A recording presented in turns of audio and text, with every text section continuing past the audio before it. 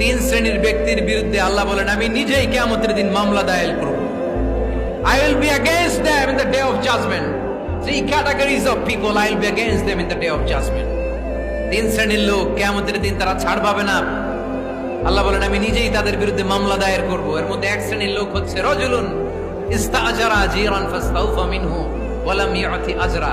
একজন শ্রমিক ভাড়া করে তার কাছ থেকে কাজ নিয়েছে কিন্তু তার পারিশ্রমিক আদায় করে নাই। এরকম আছে না নাই? দাপট দেখায় ইউনিভার্সিটির ক্যান্টিন গুলোতে, ইউনিভার্সিটির ক্যান্টিনে যে খায় মাগার বিল দেয় না, এরকম টাকায় দাসরা নাই। চায়ের দোকানে চা খায় পরে দিমু বিল দেয় না, আছে না নাই? দোকানে যে পণ্য কিনে বিল দেয় না, পরে দিমু, আছে না নাই? কিয়ামতের দিন আল্লাহ তোরে মাস্তানি ছুটাবে, চিল্লা এখন ঠিক কিনা? আনা খাসমুহুম, আমি নিজেই তাদের বিরুদ্ধে মামলা দায়ের করব। কথাটা কার? এজন্য বিশ্বনবী বললেন খবরদার, মেহনতি মানুষ, খেটে খাওয়া মানুষ, এদের দোয়া কবুল হয়ে যায়।